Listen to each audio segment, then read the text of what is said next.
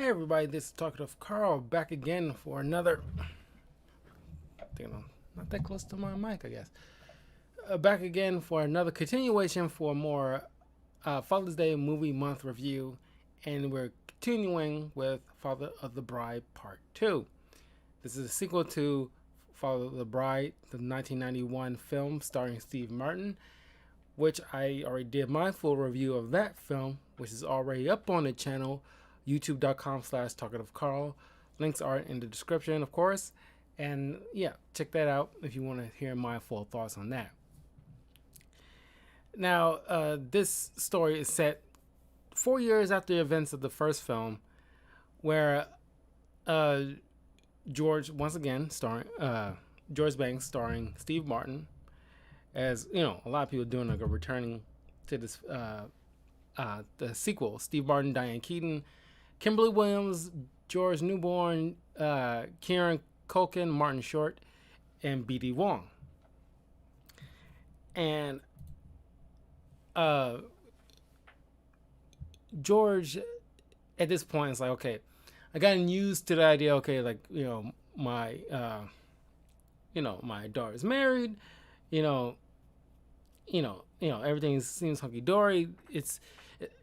George seems kind of like me where it comes to like, okay, there, when it comes to my comfort zone, I gotta be able to adapt or at least have some wiggle room, and like he's adapted to the idea. Okay, like he's part of the family.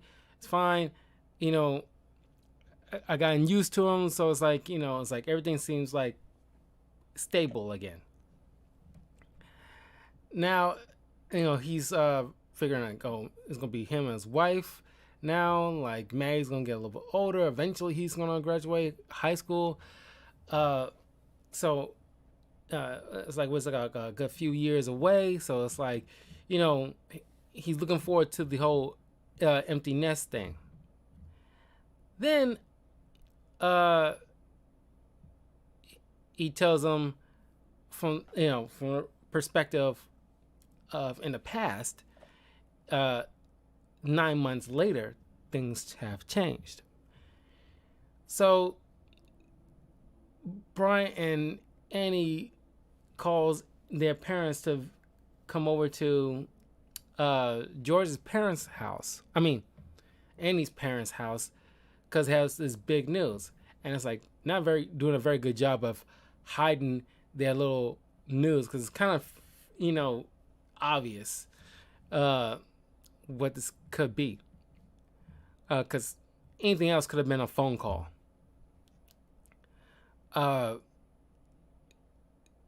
They come over and drop the big news that Annie's pregnant, and everybody's like jumping for joy. And of course, George is like miffed because like you see this funny little exaggeration of like a daydream of Brian's like some kind of suave Don Juan smuck with like a pencil thin mustache. It's like this this punk takes my daughter away from me and makes me a grandpa. And of course, like I'm not saying he's faking happiness, but of course he's happy. But it's like, oh God, because now his insecurities coming up. It's like now it's like I'm a grandfather now, and it's like the whole mortality thing is in his face. So now he's worried about, okay, I am not old to the point where I need to be a grandfather. So he does this classic, stereotypical thing where like midlife crisis thing, going to the gym, dyeing his hair,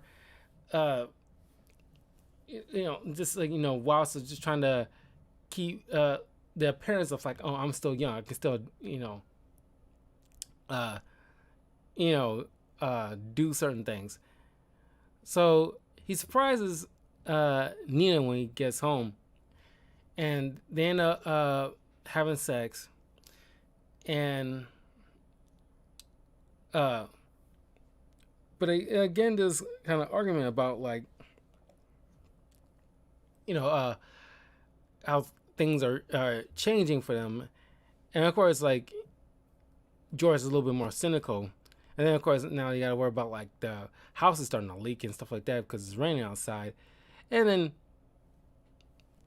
uh, Nina kind of inadvertently, not inadvertently, she kind of did legit promise that if one more thing goes on in the house, we'll put it up on the market. Which then, you know, several days later, you know, the place is, you know, I don't know how infested it is, but it got like termites. So, you know, they got to, you know, deal with that. So they, you know, put the place on the market.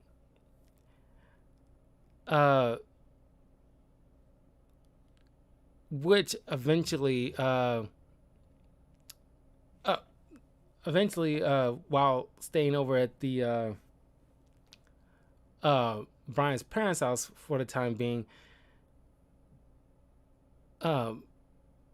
Nina's feeling some kind of way. She feeling like maybe she's getting onset, you know, menopause.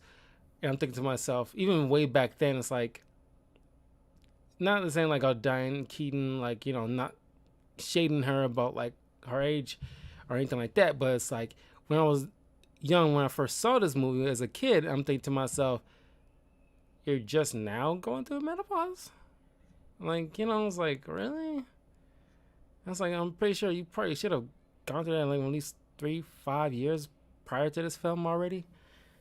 But they go to the doctor, and Nina finds out she's pregnant.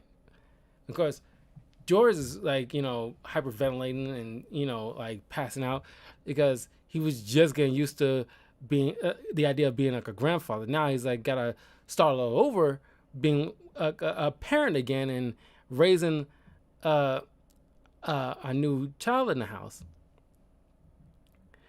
So they go to Annie's place to give her and Brian the news, and like, I know how insensitive it is, but I can't fault how freaking funny it is with Steve Martin just, you know, rattling off, you know, making all these, you know, old person jokes, talking like, you know, but, you know, because any, you know, questions like, you know, what would make would that make like their you know, they're both their babies like cousins or something, like, you know, because like no, it's like, you know, George and Nina's kid will be Annie's kids on our uncle. But then George, you know, without missing a beat, comes in and mentions like, well, maybe our kid will be more comfortable calling us grandma and grandpa, at least around our friends, like your kid. Because then we can go to the movies, like, you know, it'll be like, you know, it'll be cool, like, you know, one child, two seniors, thank you. And it's just like, at least you don't have to worry about him, you know, having our kid worry about, you know, hearing them as they sneak in at night. Oh, like, oh, because we can't hear anymore, George? Exactly. and, and of course, she's emotional, and like, you know, that's obviously not helping because he didn't, as she points out, didn't bother to ask how she feels. But it's like, can't deny how freaking funny it was, though. He was like really hitting those jokes on point. But yeah, it was, I guess it wasn't kind of sensitive because, like, you know, emotions are high. But, you know, he's not wrong, but he's wrong in how he's handling it. But, you know, he never bothered to consider her feelings because, like, this probably would impact her a lot more than, like, it does him because she's actually having the baby. And that could be dangerous within and of itself considering her age. So, thanks to this argument now, it's like, you know,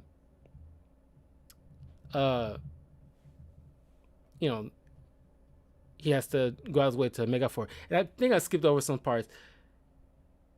There was like this big blow, kind of a blow up because George, without telling Nina that he put the house up the market, because he did kind of promise they would do that, but he didn't clue her in that he's going forward with it. But he's trying kind of want to leave it as a surprise kind of thing. Don't know how much of like a good surprise it will be, but the Annie and Brian decides to nix the entire hyphenated name, because it's been like Banks McKenzie for the longest period of time, because neither one of them wanted to give up their last names. But and I know, like I mentioned in the previous film, during like the late 80s, early 90s, that's when you see like a turning point of breaking of little by little of certain traditions, and one of which is like, you don't really have to go with the husband's last name like traditionally that will be the case. But then they suggested like alternative last names, and it's like, fucking why? Just take the husband's last name and be done with it. And it's like, or take the wife's last name. I don't care. But it's like, you're not gonna have no alternative last names, even though having like a hyphenated, last name will make you sound like a law office.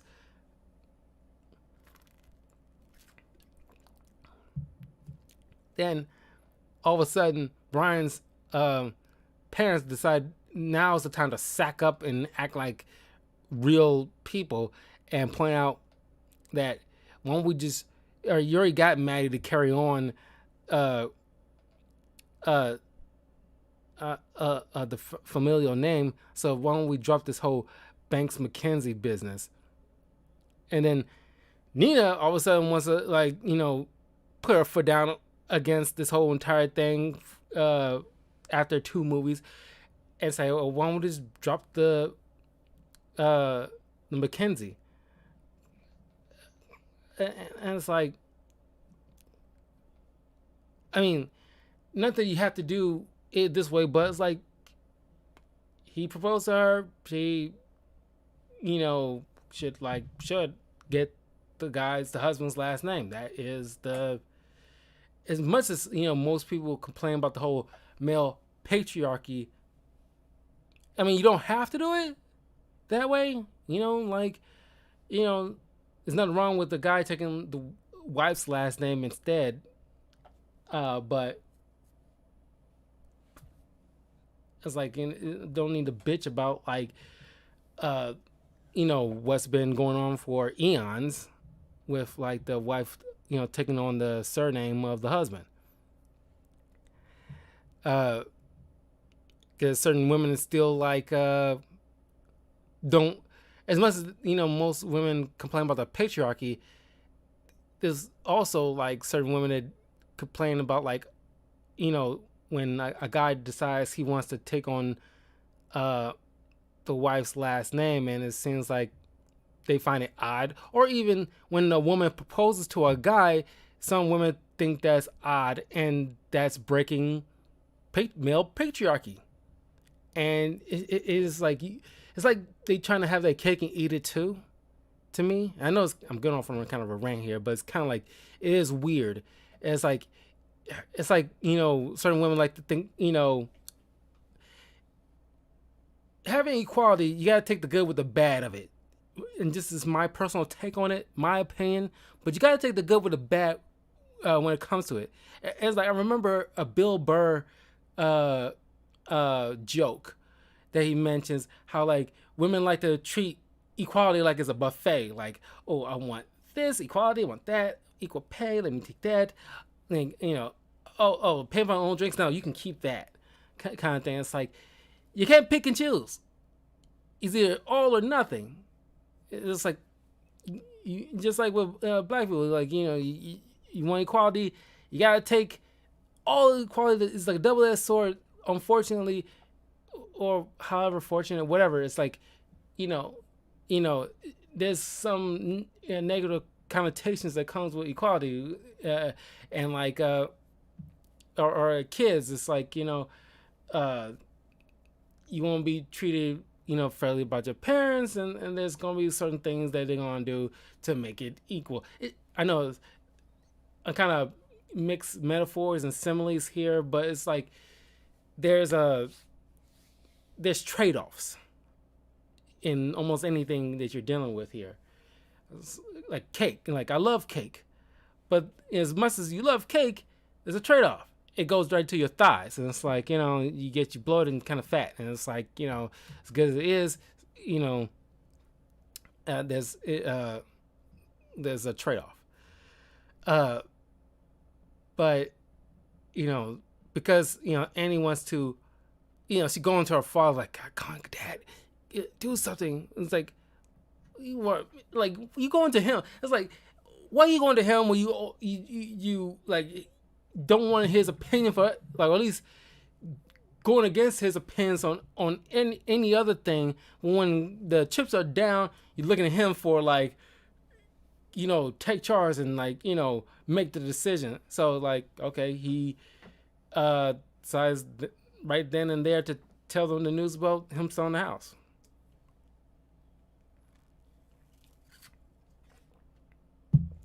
So this leads with him decide to, like, to make up to Nina for just inadvertently selling the house without letting her know, because now they got like 10 days to leave.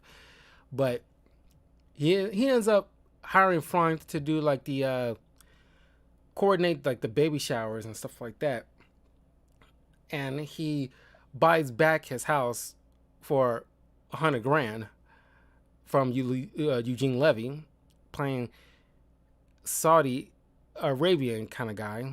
Maybe not Saudi Arabian with, like, kind of traditional garbs, but, like, certain accents and, like, darkening of the skin tone, even though Eugene Levy is Jewish, but, different time. Mr. Habib, the name in of itself was like, wow. Even back then, I thought that was kind of wow. It's kind of insulting. But he gets back the house because he come to realize how much sentimental value it has, more so than financial value, and he doesn't want to. He wants to be able to raise his newborn child in the same house he raised his other children in, which is, like, very sweet and, like, understandable. So Frank renovates one of the rooms to be like a baby suite, as he calls it. And now, since Brian is off to Japan for a work emergency, George, and then, like, Brian's parents is on this, like, Caribbean it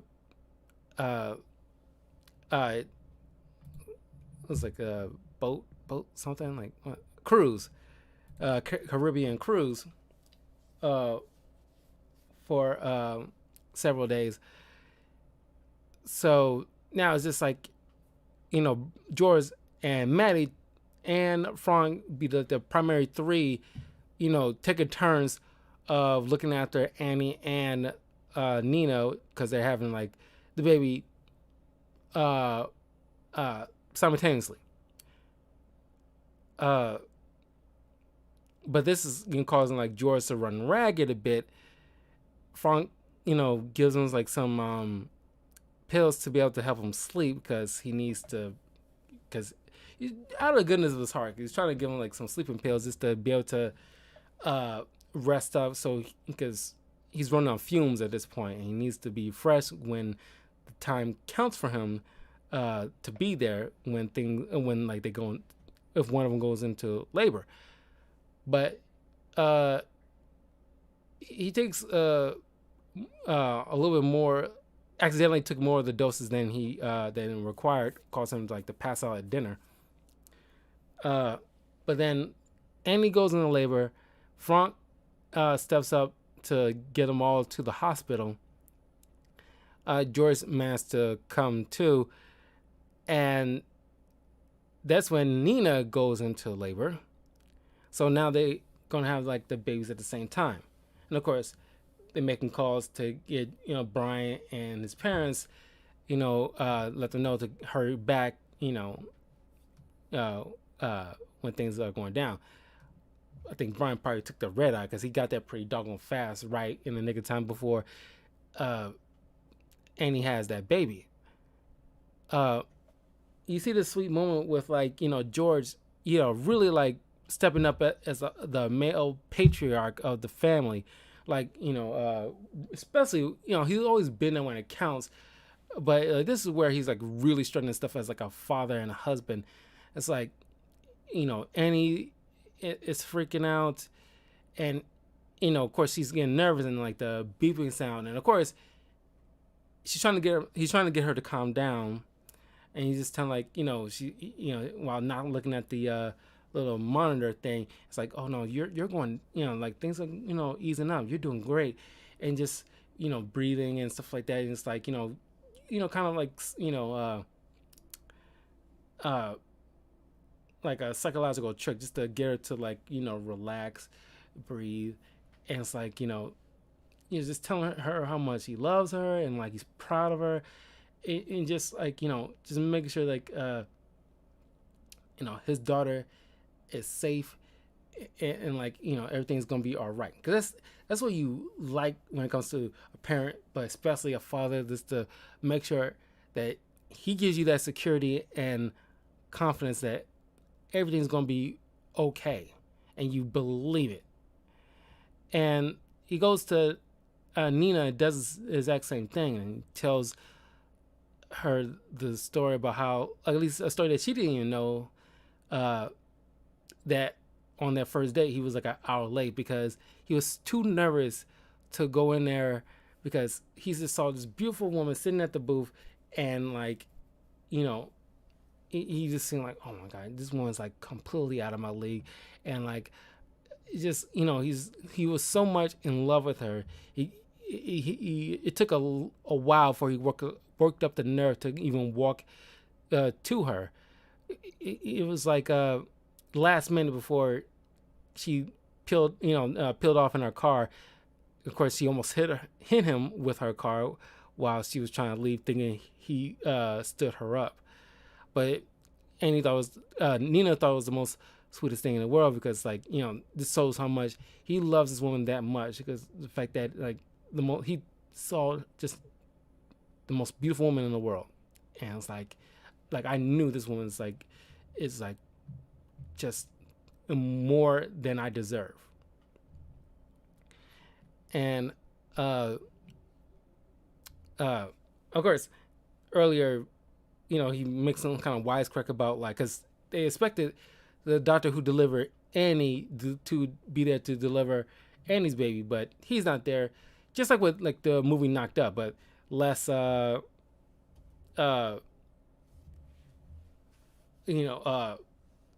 shit they had to deal with compared to Seth Rogen and Katherine Heigl's character had to experience with like rude doctors and stuff like that, and like doctor making promises that he didn't obviously keep. Watch my review of Knocked Up if you want to hear my full breakdown of that. But you get this nurse who really stepped up, like completely confident. It doesn't seem like, not even just doesn't seem like, she definitely not like any kind of rookie. She just points out like, I delivered like over 300 like babies, already, all successful. Because she's not no rookie young upstart kind of thing. And like, I just love this woman, like the confidence she has. She didn't take offense, but she just pointed it out to him, like like, I can do this. So it wasn't like no kind of pissing match or whatever. The nurse successfully delivered both babies. George and Nina have another girl, while Annie and Brian, who showed up in time, ends up having a baby boy. And the movie ends. Oh, well, it doesn't end yet, but you see like this shot of George holding both babies in his arms, and it's like it seems like all those worries and insecurities kind of wash away, because they there's like a certain shot where like Nina and George have this different perspective on like what's gonna be like raising another kid at their age, and Nina sees on one side of the street like like a mother holding her daughter's hand and they skip it down the street, oh la di da da da da. Well, George sees on the other side of the street, and it's kind of funny. Some punk kid is a little taller, not even that taller. He's like a year or two older than a taller, where he's like, I don't want it. I'm like, and like he tosses like like a shake or something at his father, like, hey, you come here. I said no, no, and then the kid is crying. It's like, oh my god, and it's like, so, but all that insecurities or worries about like what's going to happen is completely washed away when he looks in the eyes of these two babies. And then the movie ends with like Annie and oh yeah, I'm blanking on it because like they end up moving to Boston, but it was like a big tiff a couple of months prior to this, where Annie and Brian had this tiff where it's like she getting this kind of this promotion that will cause her to have to move to Boston for this big job, and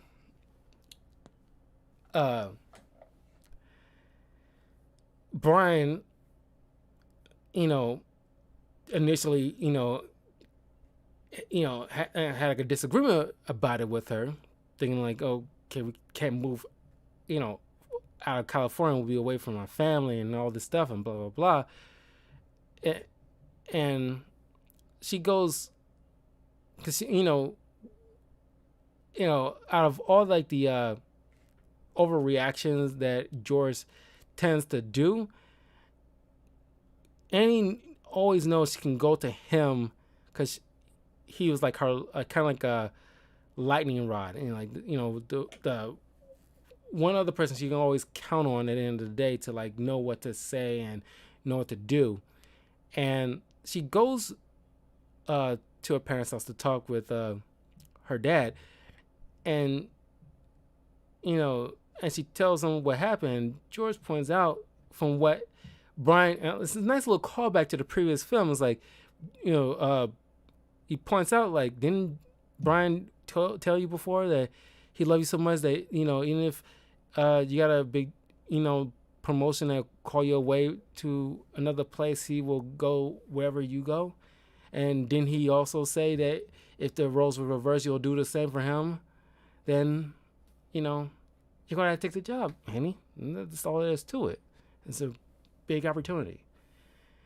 And of course Brian shows up and apologizes to make things right, because like he realized how much of like a jerk he probably sounded by making like a big thing out of this, even though it's like a huge opportunity for his wife and he should be happy.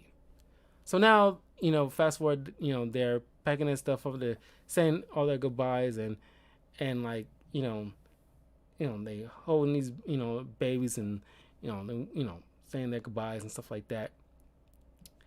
And George, while holding his newborn daughter, watches his oldest daughter drive away on the way to move to Boston, and is it leaves like a bitter taste in his mouth, but knowing that she's gonna be okay, and now he has another new little girl to teach how to play basketball and all this do is fun stuff that he taught the other children. He gets to teach all over again with the newborn.